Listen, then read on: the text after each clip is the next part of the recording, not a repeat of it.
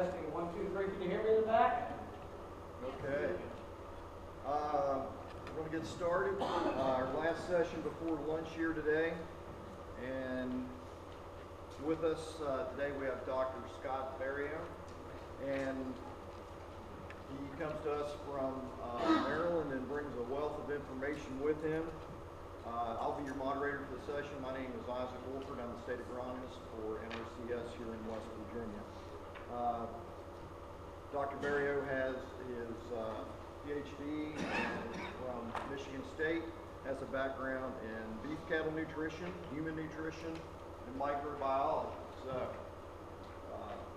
that's very beneficial. I spent 20 years also with University of Maryland as faculty there, and I know I'm very familiar with the Y Research Center over there, and he managed the manager of the beef cattle research center there. And I should say currently, but since 2005, I guess it is, has been executive director at a nonprofit foundation, and it's pronounced Jorgensen, correct? Okay. Jorgensen Foundation, which at the center of that foundation is a farm that is dedicated to research and education as well. So, and then also I assume has a family farm, I guess, too. So, gives you a full breadth of information here, and will be bringing us a presentation on marketing of grass-fed and grass-finished beef. And so let's make sure and give our attention to Dr. Barao. Good morning. Thank you. Thanks for the introduction. Spent a lot of time in school because I didn't want to work. And then they finally kicked me out, said I had to go work. Well, I got 2 bad slots. You're all hungry for lunch now, and then the next slot, you're all be full and ready to go take a nap. So we'll try to keep it interactive. If you've got questions as we're going along, I'm going to cover a lot of information in both sessions. So stop me. We're going to see some numbers in this session. I figured this was a better session to look at numbers. And so please stop me. I want you to understand everything that I cover to the extent that you can. The Jorgensen Family Foundation, I'll tell you a little bit more about as we get into the talk, and it'll kind of come together for you. What I want to do this morning is I want to first look at building a grass-based beef operation from the ground up. And so I'm going to give you somewhat of a template that I think you can use to adapt to the size of farm you have or you're looking at, or if you're going to expand. It'll be a template that the numbers are adjustable in, that you can make fit. And so I'll give you some kind of maybe 20,000 foot view, if you will, of what that'll look like. And then we're going to funnel it down looking at Hedge Apple Farm, where we've got where the numbers will be real numbers, it'll make sense in that overarching model. So bear with me. If we get a little bit bogged down in numbers, don't panic, because we'll get out of that and we'll look at what are we going to look for. We'll just start. So again, feel free, raise your hand. If I don't see a yell out, I want to be able to address your questions. If we're in an area, a topic area that you have a specific question in, don't wait till the end. Just stop me and ask. So we're going to look at this template operation.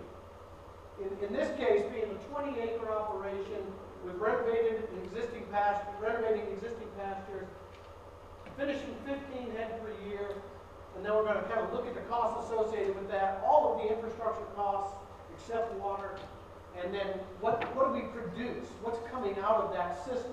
And as I said, if you've got 100 acres, you're going to multiply these things by 5 more or less. There'll be some cost savings the bigger you get. You'll be in a better position to negotiate some things if the farm is bigger. But generally, you're going to find that these numbers will fit in a template situation for a variety of given situations. So, and then we'll come back, we're going to take a virtual tour of Hedge Apple Farm, which is, as was mentioned, is the centerpiece of the Jorgensen Foundation. And I'm going to share our numbers with you, because I want you to see that these things match up. And you can take these numbers to the bank. And we'll talk about our operation in a minute. So some of the questions you're going to ask yourself, there's a handout for this session, but it deals more on genetics and cattle selection, and then we'll get to that in just a bit. So if you have the land, this land and pasture, these are some of the kind of key questions. if you're looking at a place, if you've just bought a place, if you're going to expand, what's the quality of the pasture? You've heard a lot about that already in these last 2 days. Do you have cattle? If you don't have cattle, where are you going to get cattle? What kind of cattle are you going to get? And are you currently marketing beef? And if so, how? Size, quarters, retail cuts, variety of ways to look at it. And so we're going to cover some of that as well. So we're going to start, and you're going to see, as I said, these are going to build on one another until we get to the bottom line. What's the status of your land? Is it in pasture land, or is it in crop land that needs to be renovated or changed over to permanent pasture? So what are you looking at for renovations? Are you looking at interseeding legumes? Are you looking at a brand new planting where you're going to establish a grass legume mix or alfalfa? And I know we're in West Virginia. I spent enough time in West Virginia to know that you can't grow alfalfa here because the deer eat it faster than it can grow, right? I know that. So you've got to work with what you can grow, and I'll give you that. So I would just say, right now, if you were to go out and you look at most existing pastures, any farm, they're not going to sustain a grass finishing operation. And I want to put a caveat in here. I'm talking about not grass-fed, but grass-fed and grass-finished. I'm talking about all the way through. And you're going to understand why that's important as we go through the talk. And you're going to understand why that's even more important after lunch, when we look at the demographics of the consumer, what they want, what they're buying, what they'll pay for. So there's not a cow herd in here or in the state or in our state that isn't grass-based, right? I mean, who's running their cows on concrete? Anybody? Of course not. So calves generally are grass-fed calves, right, up to weaning time. I don't care about that. What I care about is what happens post-weaning, and that's what we're going to talk about. So if you were to look at a conventional system, what's it going to cost you to renovate under a conventional system or get a new seeding? Here are some of the things you're going to need to consider. Seed bed prep, fertilization, seeding, seed. Again, these are some prices that I think are realistic. In our system, this is where we are. So if you're taking, by conventional methods, taking something to a piece of land to establish pasture, you're looking at about 160 an acre to establish a brand new pasture. Now, if you're going to use some no-till methods, not conventional methods, and you're going to go in and try to establish a similar kind of pasture, improve the pasture, you've got a few different costs in here: weed control, still got the fertilization, no-till seeding. Seed costs are about 167 an acre using no-till methods. If you're just strictly looking at renovating and you're going to just improve the pasture with legumes, maybe interseed some additional grass, depends on your situation. It's not quite as expensive as you would guess. So you still got fertilization, weed control, seeding, seed cost. And off some of these costs, we're going off rental prices for renting a drill locally. If you don't own one, what the per acre cost would be. Again, hang with me because we're going to bring this all back together in a minute. And then just pasture maintenance. A lot of times we forget about it. Once we establish the pasture, we're not done. We've got yearly maintenance costs to keep the pasture productive. And you're going to see when we get to the animal performance part of this, that if you don't take care of the pasture, you will not achieve the animal performance that you will need to produce a high quality, marketable beef product. So pasture maintenance yearly is extremely important. You can't forget, you can't just plant it and leave it. So we've got, you're going to soil test, you're going to part of your nutrient management plan, you're going to take care of fertilization, weed control, depending on your grazing system, may or may not have that cost. We don't do a lot of weed control because we intensively graze everything. You know, I'm sure you've heard a talk or two here today already. When you intensively graze, they're eating everything, including the weeds. You're recycling the manure, so you may not have that cost. Just didn't want you to forget it. And then overseeding, if you've got clover, red clover, it's something you're doing in a biennial situation where you're putting seed back on. Those are the things you can't just forget. You've got to put those into your budget. Take a look at just briefly at facilities. Mostly we're looking at fencing. In our situation, and I suspect in most of yours, you're looking at a good perimeter fence, keep the cattle in, but minimizing the cross fencing, maybe some fencing for a waterway so the cattle can get to waters. In our system, we use a central waterway that the pastures all come off a central waterway. We use a single wire, high tensile wire with a spring, and we put a prop pole under the spring, under the wire, we prop it up. It's all electric. And so if we're in an individual cell, the animals go out under that wire into the waterway, and they walk down to the water. So we've got perimeter fence, almost no cross fencing. Why? A lot of these are going to be dual use pieces of property where you're going to be making hay certain times of the year as well as grazing. So you don't want to be trying to make hay in a piece that's all cut up with permanent fence. So we're going to look at perimeter fencing and use poly wire to break up those pastures as needed in the grazing season. That make sense? You good? You all with me? All right. You hear me okay in the back? All right, great. Thanks, Victor. So electric high tensile around the perimeter interior, just say hello, man. Here's what we're looking at cost-wise.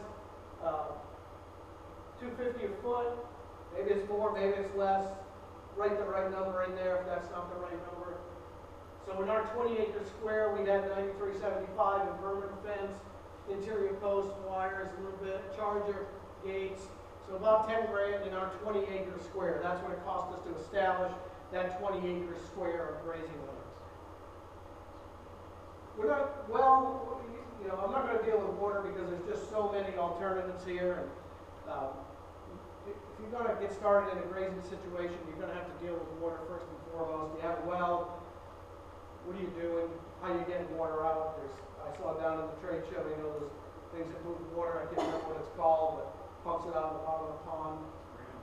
Ram pump, thank you. And so there's lots of ways to provide water. That's going to be on you to figure that out. We use, like I said, central watering systems, and we try to work lots of pastures off one water. That idea where we have just one spoil area that they walk down the central lane, and we're not tearing up the pastures, all the different pastures with waters, having to deal with piping and waters, and all that goes into that, right? Does that make sense? Do you understand the picture I'm trying to give you on that water, the way we provide water? Has anybody ever done that with a single hot wire and a prop pole? The prop pole is insulated, of course, and they walk right under it. Some of them take a while to figure that out, but eventually they get thirsty enough and they walk under it and go get water, or they go with the rest of the herd. You don't have any problem with them knocking the pole loose and dropping it? No, the pole's hot. The pole's hot, and it's very tight. That wire's on a spring, and so the downforce on that pole. I won't say we've never had it happen, but usually if somebody touches it, they're only going to touch it one time. So we're going to get on to cattle, because I'm really a cattle person, and I want to talk about different components of cattle for a while. In this system, what are you going to do? You're going to put the calves at weaning time, 7 to 9 month old calves. Generally, that's how people start. They don't generally start with cows. If you're doing that, where are you going to get the calves? We were talking about that earlier, from known sources, from forage-based operations.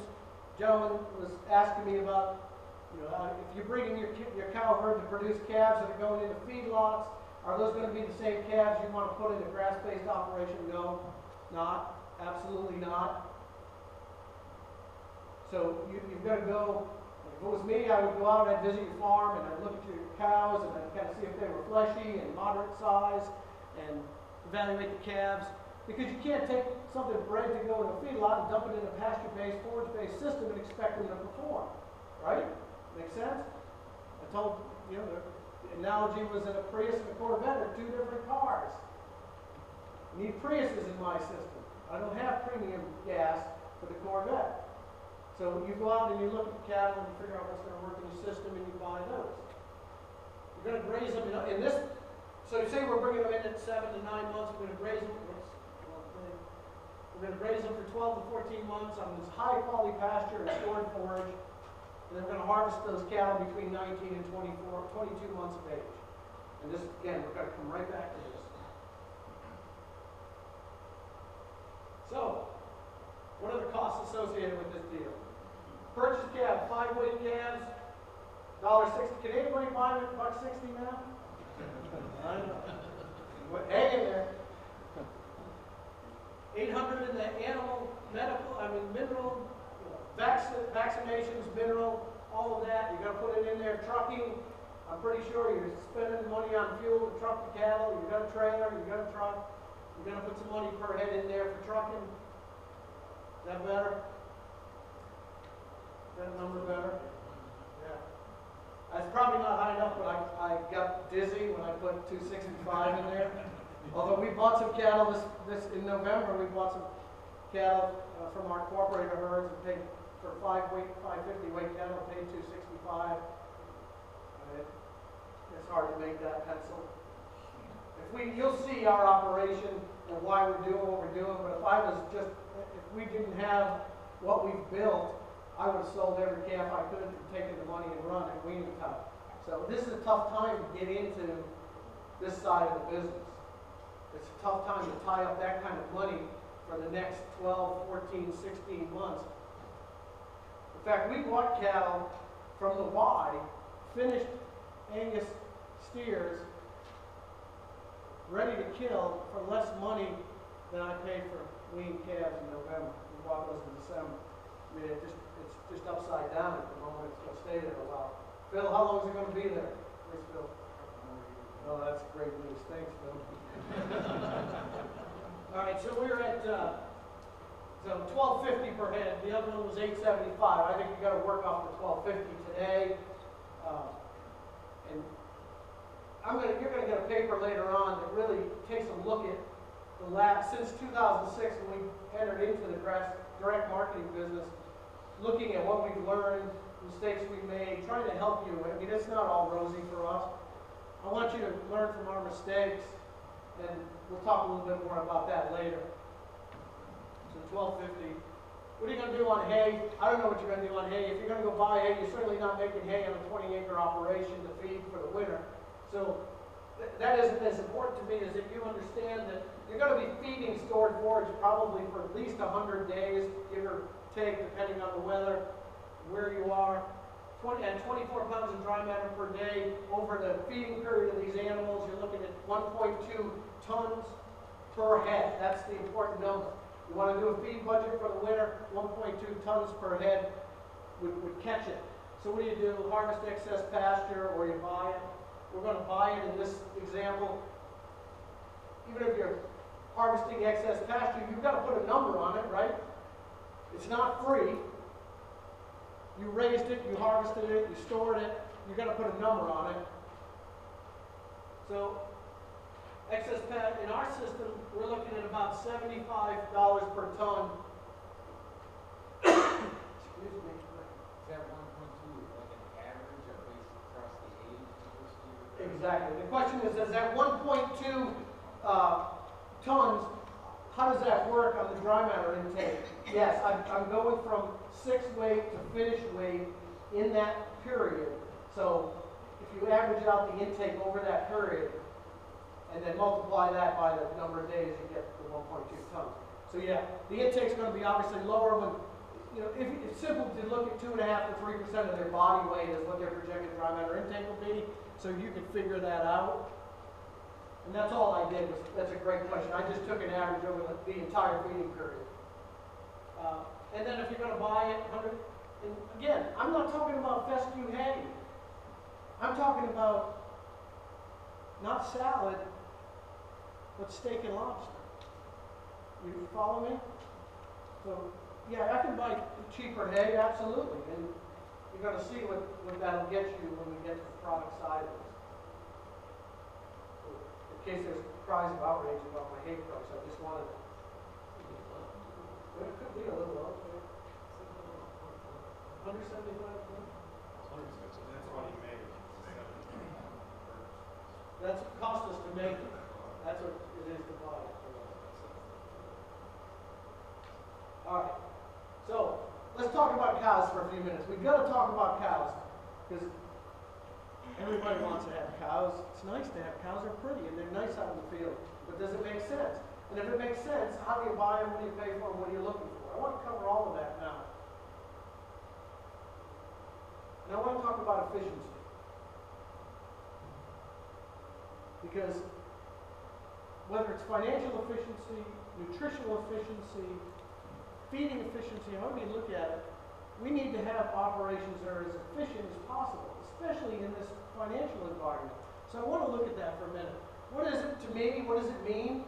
It means that we're using our specific set of resources toward a profitable and sustainable level of production.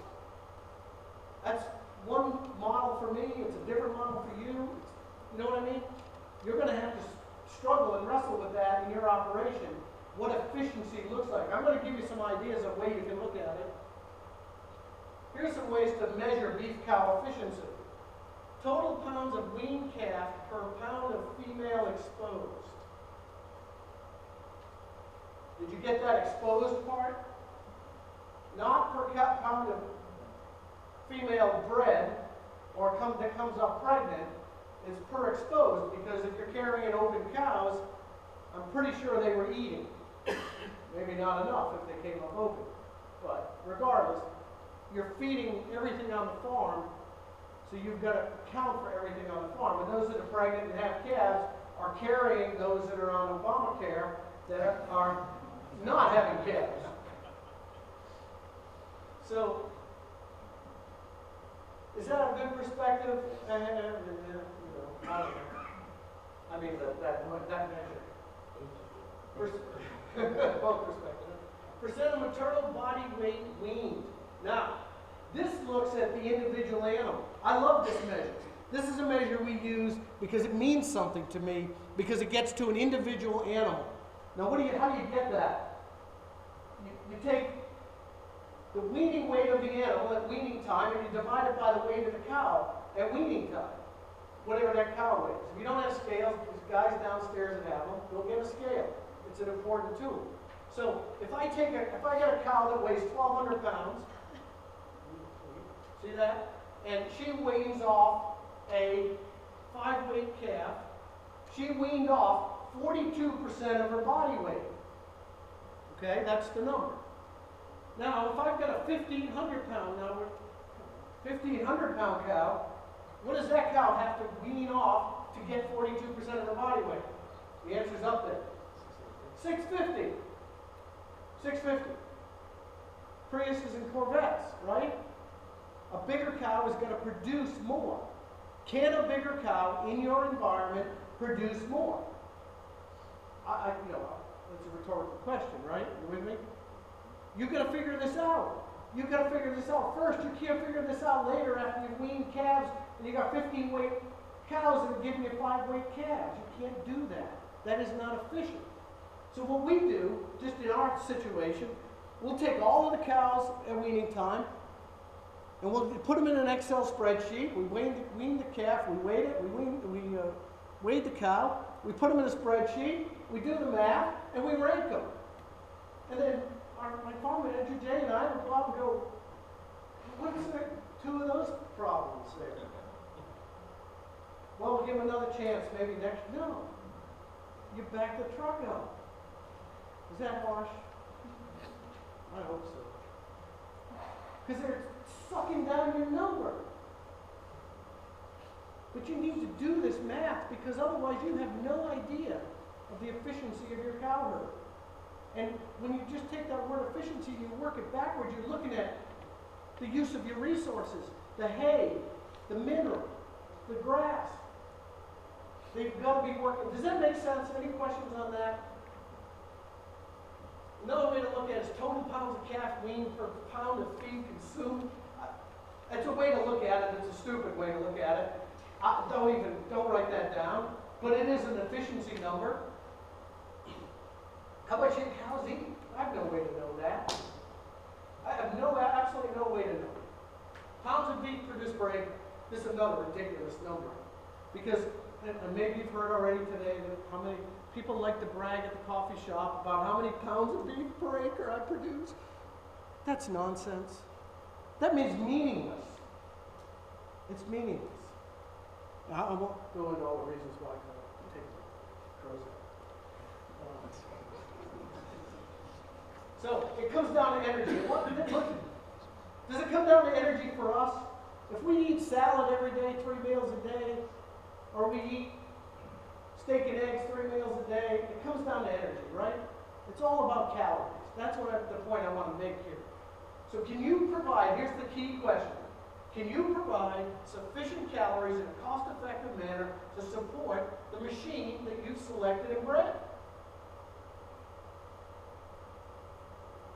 Huge question in a grass-based operation. If you don't ask this question up front, before you go buy cows, or even if you go buy weaned calves, you're going to have a train wreck.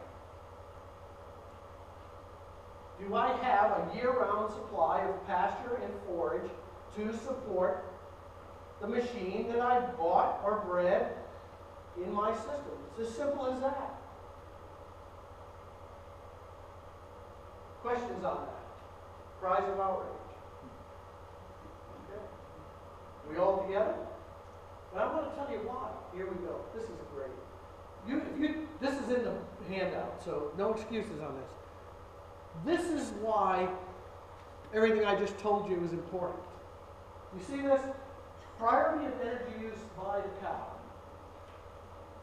Priority of energy use by us. Priority of energy use by any living thing. Number one, basal metabolism. That's a fancy word for staying alive. Heart beating, blood pumping, breathing, basal metabolism. Number one priority, right? I mean, the dead cow doesn't gain much weight. You know what I mean? Basal metabolism. Next, grazing and other physical activities, meaning they got to walk around and they got to get feed. That's lower in a feedlot, it's higher in a range situation, where you've got one animal out on 50 acres. They got to get around, they got to go get water. Clear? Good? So, just think about it like this. You've got this big bucket of water, or a bucket of energy, or a bucket of nutrition, and it's going to go out, drip out to fulfill these different needs. Number 3 is growth.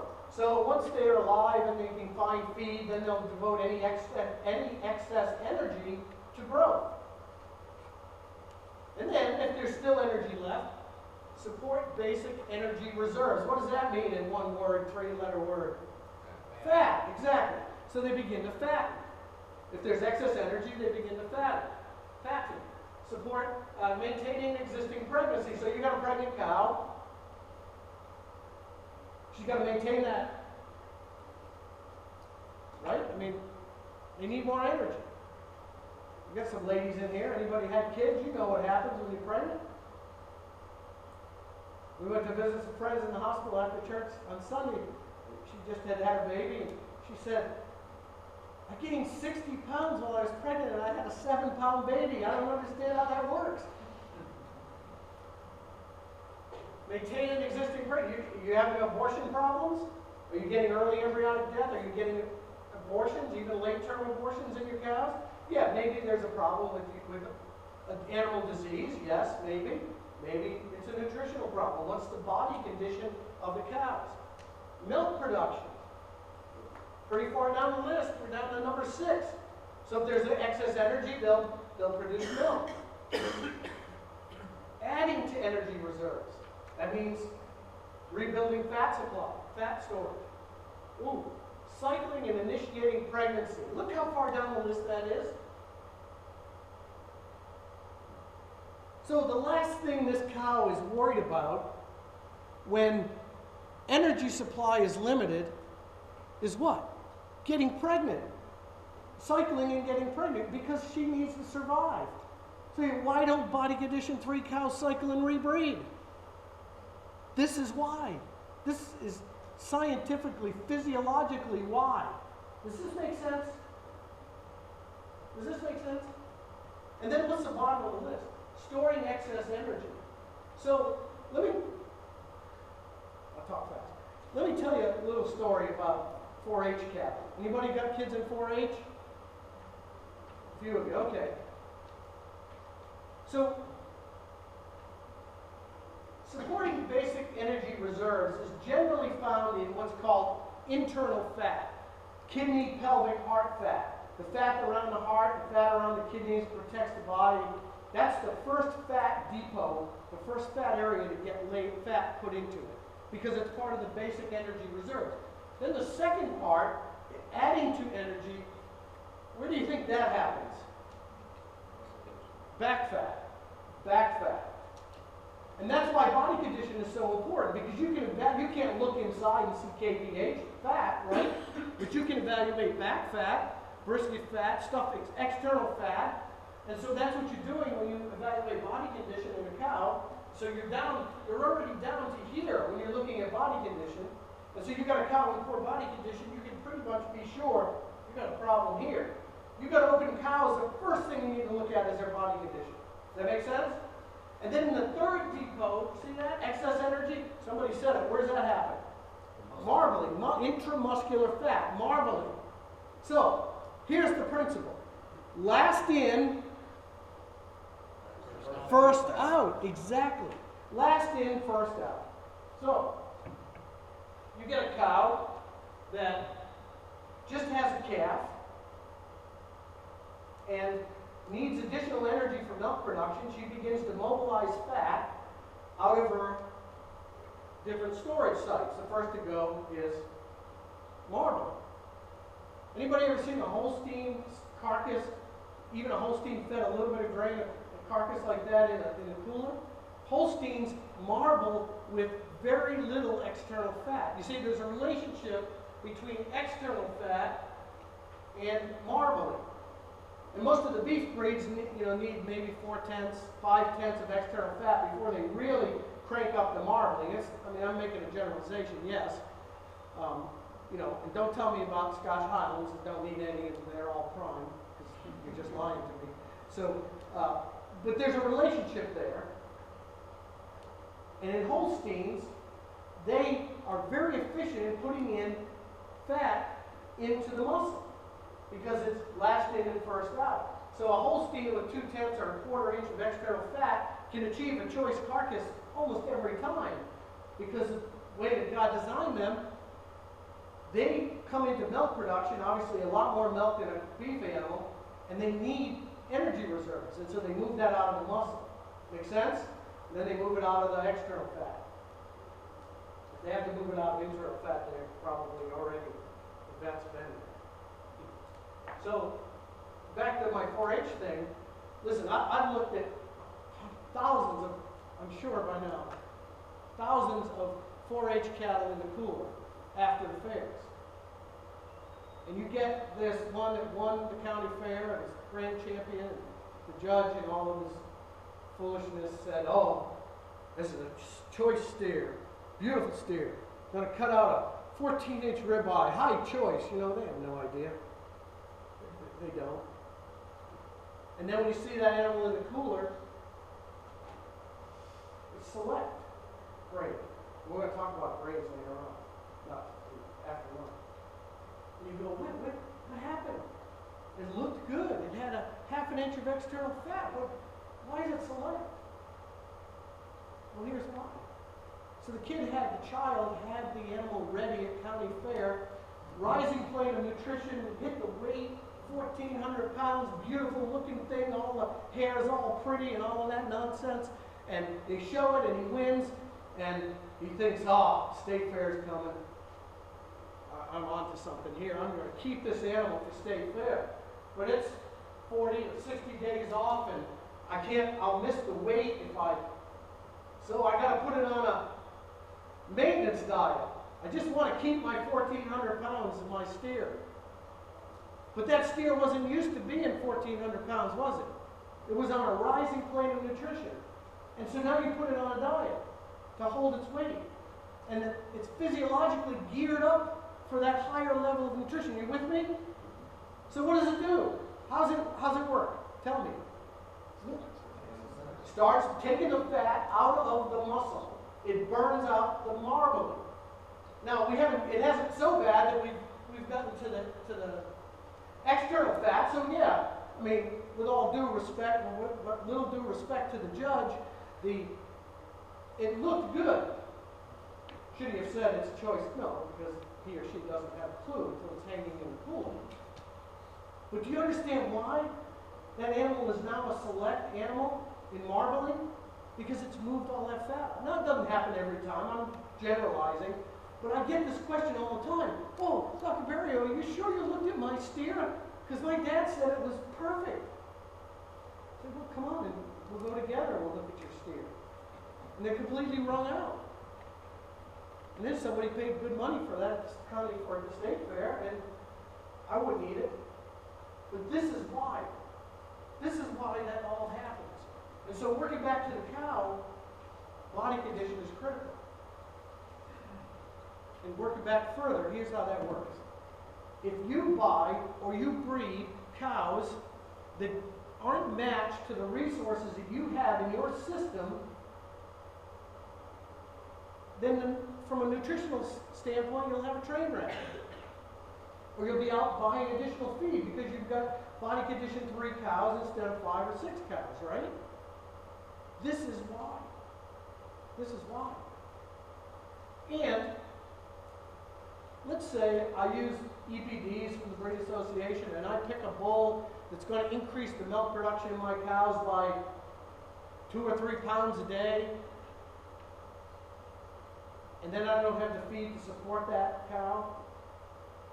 Do I express that trait? Do I have any hope of expressing that trait in my cows? And then you wonder why the calves wean lighter weights. But I bred to this bull that was +5 for milk. Why haven't my weaning weights changed? Do you understand what I'm talking about? Honestly, don't stop me if you don't. This is critical when you consider cows. And it's because, listen, back to the Corvette and Prius thing. I buy a Corvette, the thing goes 250 miles an hour, and I sit in the Washington Beltway every day in bumper-to-bumper traffic. Why do I have a Corvette? I don't have the ability to express what that car will do because I'm constrained by the traffic. If you're constrained by nutrition, which in a grazing situation means pasture quality and availability and forage quality, if you're constrained genetically, you won't express what you've spent the money trying to build. I don't want you to miss this point because I see it all the time.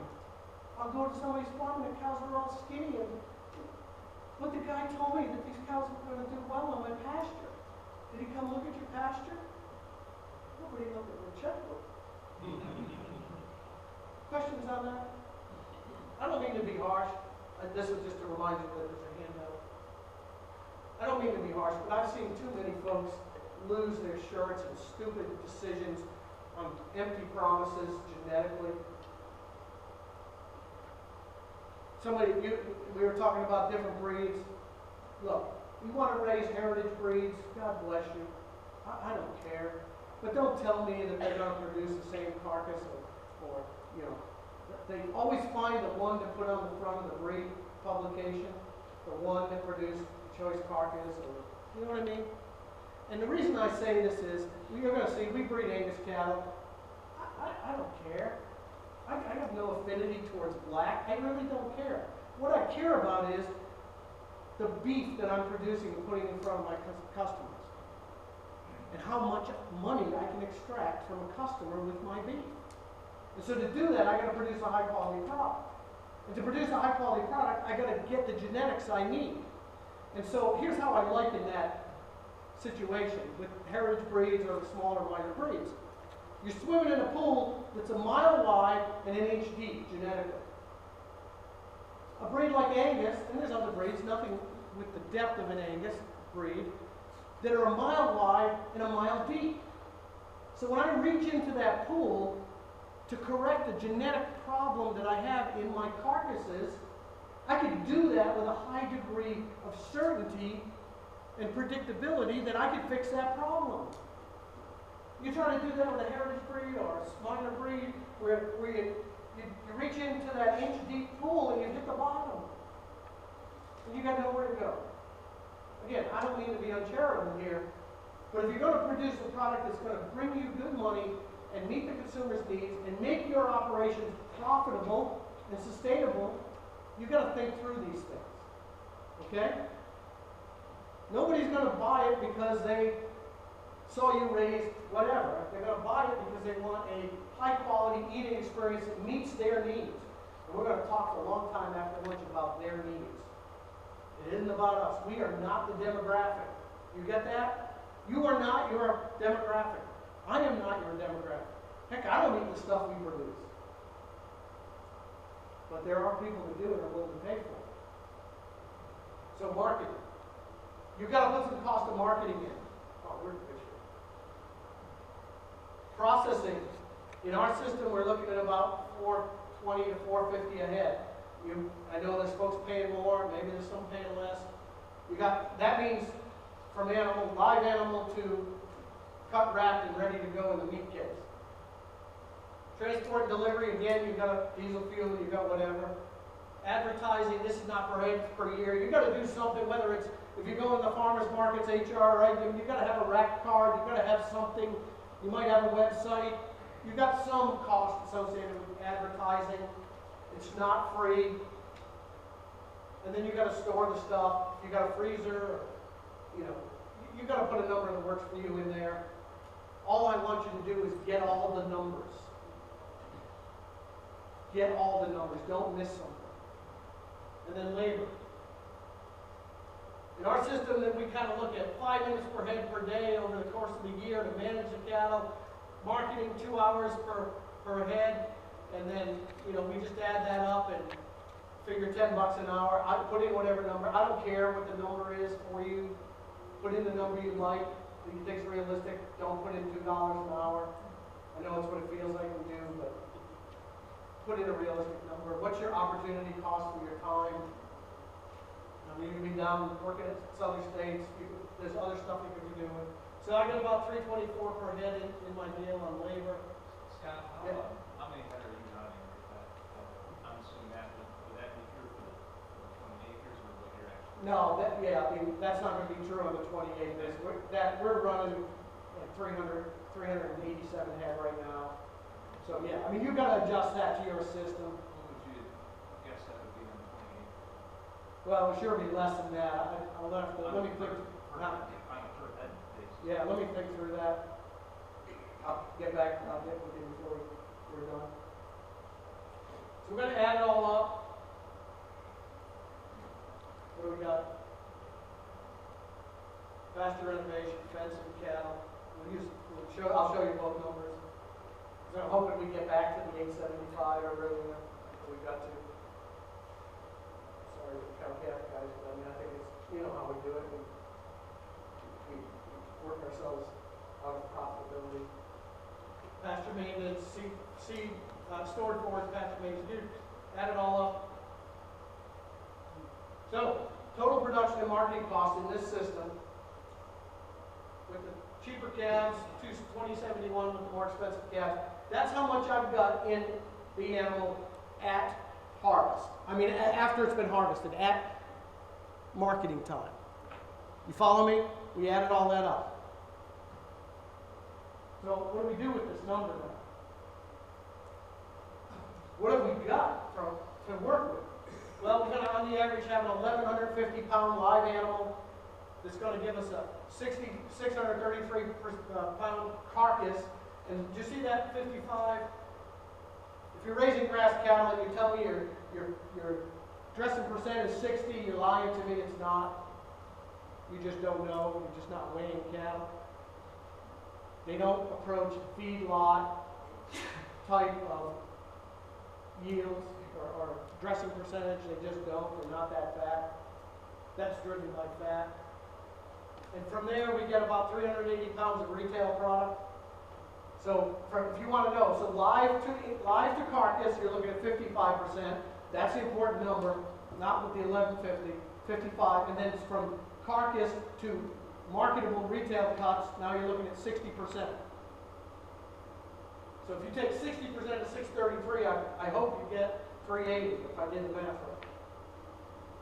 So how do you price it? Where are we? What's the baseline here?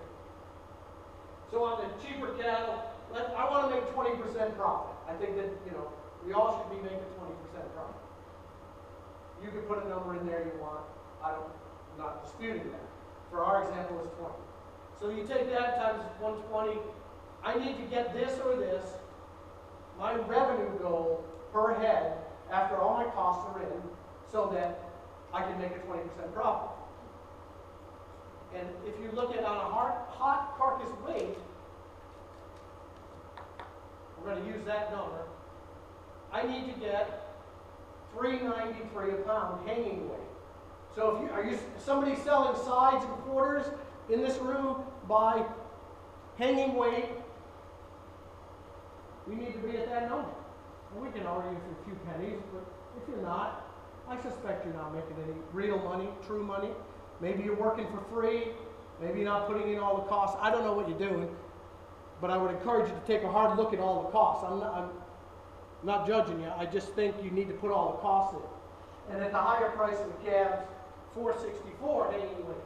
And then, from a retail standpoint, I need to be getting $6.54 a pound or $7.72, depending on the cost of those calves, right? So you say, well, my steaks are $20 a pound. I'm doing great.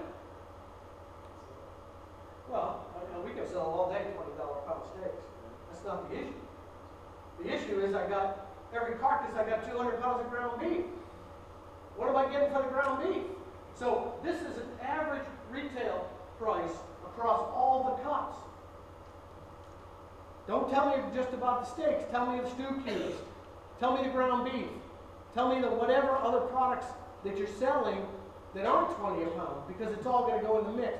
And so I would encourage you, I don't know what you're doing after lunch, but this will make a lot more sense when we look at carcass yields by cut after lunch. And, you can tell, the other thing I get all the time, I was doing some consulting work for a supermarket chain in North Carolina, a local small chain called Weaver Street Market. And the guy said, I don't know why we're losing money. We're averaging $6.95 a pound for our ground beef, and I don't understand it. So I went in and we started to look at the numbers. Well, ground beef by 1 pound packs was $6.95 a pound. But that was only about 10% of the total ground beef sales went out at retail price. Well, this month we specialed it. If you bought 5 pounds, you got it for $1 a pound cheaper, and right? And so when you put it all together in a spreadsheet, the matrix, they were averaging about $4 a pound for the ground beef. Really, that was really the price of ground beef. Does that make sense? And so, if you're selling ground beef, anything that you're selling below that number or below that number per pound is dragging your average down. And so it's going to be balanced by something that's more valuable. And when you get 11% of the carcass in steaks and 48% of the carcass in ground beef, it's very difficult to drag that price up. And we're going to talk more about that. Questions? We good? All right. So what did we learn from this part? We learned, I hope, that grass is not free, fences are expensive, processing costs way too much money, it takes a long time to produce grass-finished beef, and what you can get it depends on what the demand is. And after lunch, we're going to talk about the demand side of this, I promise. All right, any questions on that? Again, I appreciate that there's huge differences in some of these numbers for you guys. That's not my point. My point is to pull it all together. Go ahead. What's some of your receiving protocol in these lightweight calves? How do you get quantity of quality calves? Excellent. Great question. Great. What's our receiving protocol? How are we getting the calves that we need in our system? And are they gaining when they hit the quantity? Great. How are they gaining weight? All of that. Absolutely. So here's our situation. We produce on the farm about half of the total calves that we market. And then, see, our system is way too good for cows. And I figure one cow costs me 3 finishing animals. Right? If I get rid of a cow, I can finish 3 more head, more or less, in our system. So we had to find a number of what we could produce realistically on our farm, and then how we were going to get the rest of the cattle. So we established 3 cooperator farms. Young guys that had the land, that were willing to manage cows and do it our way, and we sold them cows, our cows. We provide all the bulls. They follow our protocols, weaning, vaccination, and they get paid for weaning weight at weaning time. Most of them, we have them long weaned, so we're more like 8 months on that weaning because they transition to grass better if they're long weaned rather than short weaned, and then they get paid for that. They have no cost. Even on the cows, when we started this project, we gave them the cows up front, priced them, say it was $1,500 a pair, so you had a cow with a calf on it, so you knew you had a calf to sell. We provide the bulls, and we priced it to say $1,500. It wasn't the same because it was over a couple of years. No money exchanged hands. So you got into the cow business with no money, no bull, no pump, and then you worked off what you owed us on those cows by selling us those calves. And at that time, we were paying 10 cents a pound over the average of the Virginia markets, Winchester, Marshall. We're not doing it quite that much, that high now, a little bit, but not much. And we have first right of refusal on all those calves. You can keep 10% of the females back to build a herd, and that's how it works. So I control the genetics, I control it from the bull side, the cow side, I control the protocols, and I got a supply of calves coming back into a system set up to finish cattle. In our system, you're going to hold that question on the performance for just a minute, all right? Huh?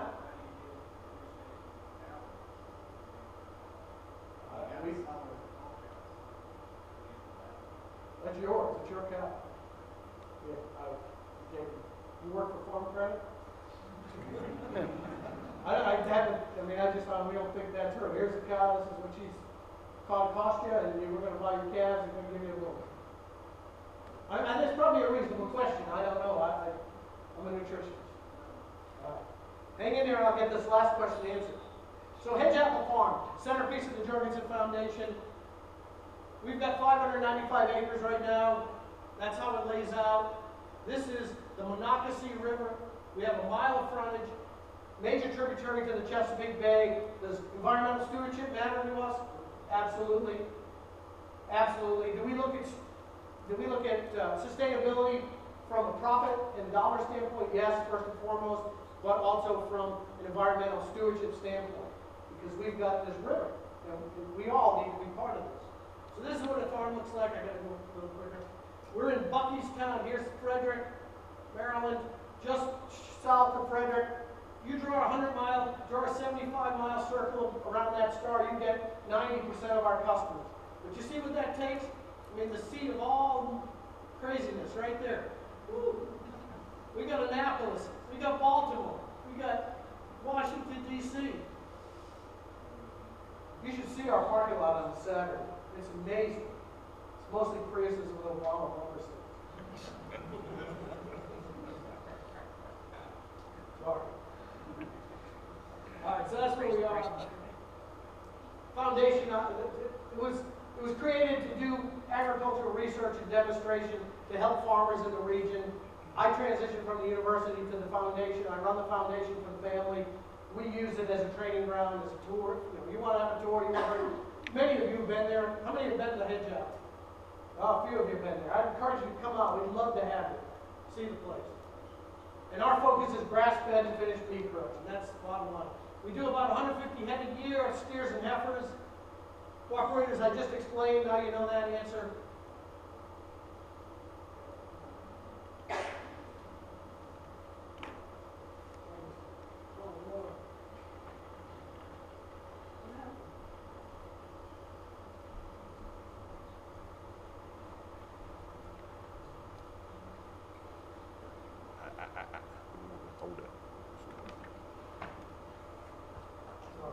It's all right, this happened yesterday. We'll see if we can get you back on course. Yeah, go up the side and I'll tell you where to go. Yeah, that's good. You start there. Here? Perfect. Yep, thank you. Hang on a minute. Sorry, folks. There. All right. Like I said, we're all Angus, moderate frame, easy fleshing. They sort themselves out. If a cow isn't going to fit in our system, she won't breed. She doesn't. Yeah, I don't want to lie to you. We got a spring calving herd and a fall calving herd. Sometimes if we have an open cow in the spring calving herd, we'll put her in the fall herd. Sometimes we'll do the same in the fall. We look at them individually. Most times we don't, but you know, we're pretty brutal on carrying cows that don't have calves or cows that are open. That's how we work. But here's what I'm going to get to. We look at this, and this is going to answer your question back about gain. We look at this in 3 phases. Birth to weaning, we expect those calves to gain 2 pounds a day across that period. If they're not, we've got a problem with the cow, probably, maybe with the breeding. We use 1 bull across a lot of cows, so it's generally not a bull problem. It's generally a cow problem. Phase 2, from weaning to yearling, this is tough. Anybody that's done this, background of calves, these are like teenage boys. They're even tough to look at. I don't even like to go look at them because I'm thinking, what are we breeding here? They just look rough. And so we want them to go 2 to 2.4 a day.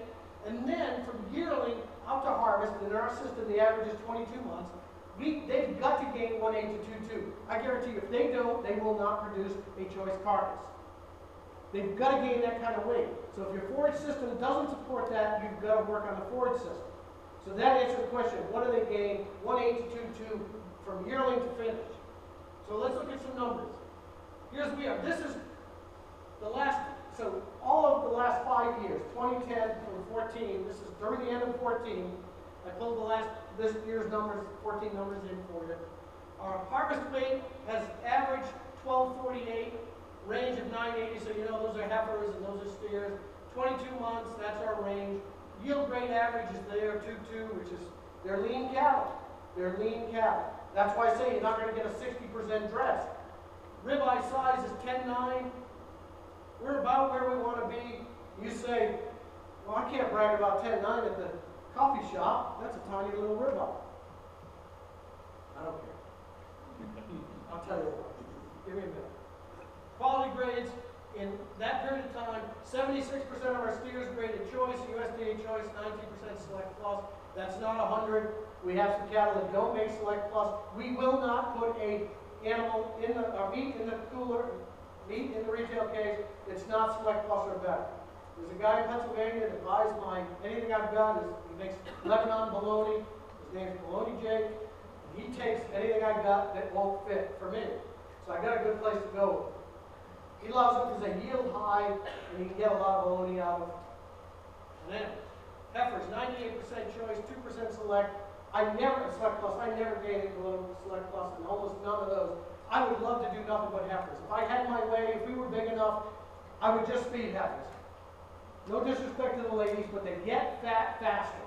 They produce a higher quality carcass in a shorter amount of time with less feed consistently. Now we manage steers and heifers separately, 2 different farms across the road because you got the whole cycling thing. All right, let's get to I want to get to real numbers. Our processing cost right now is there. Cost of goods. So that means every piece of meat I put into the meat case cost me $5.39 a pound. We're averaging $8.78 a pound across all the cuts that we sell retail, which gives us a retail value there, or a margin of $3.39, only $1,300 per carcass. We're not getting rich, but we're making some money. And we can talk, I know we're almost out of time, so we can talk more about these numbers. These are real numbers. I will share these numbers with you anytime. And I will show you how we get these numbers. These are true. If I was lying to you, I'd say we're making $3,300 a carcass. We're not. We're making $1,318 more or less. That's our retail store. It's a log cabin. It's beautiful. 1781 vintage. It's right on the front of the property. People stop in just because they see the store. We're farms in the land trust. We're environmental. We're conservation stewards. Good for us. That's the retail case. Everything's sold by the cut, by the pound, frozen. I'm sorry, I rushed through the end of it. I'm here all day, try the video. And if you got questions, let me know. Questions now? Go ahead. Now you said you had spring and fall calving third, so I assume your spring calving third, you're trying to finish those by October, November, and your second fall, and then about your fall.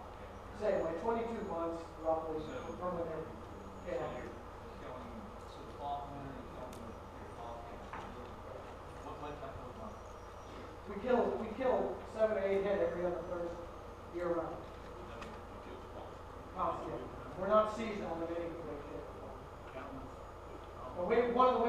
that is our cooperator herds have a little different calving season than we have at the home farm.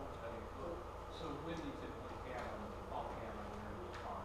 August, September. And so when on average, would you crops So they're gonna be in the summer of 2 years out in the summer, so not quite 24 months. So Yeah.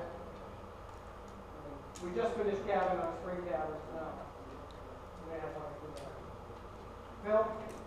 Suppose you don't have a potential profit potential anywhere on meeting cattle, where you want to be out of the cow business? Absolutely. Absolutely, be out of the cow business in a minute. Absolutely. But now it looks good because we're at least been able to hedge our bet by the, it costs us about $600, Phil, to produce a weaned calf on our farm in our system. It costs us about $600, we're paying 12 or 13. So right now, I look smart. I didn't look so smart in the beginning. And that's what that second paper is going to explain, that we have built this business on these cooperator herds, and now it's killing us. All Do I right. need to let them go, HR? All right. Thank you.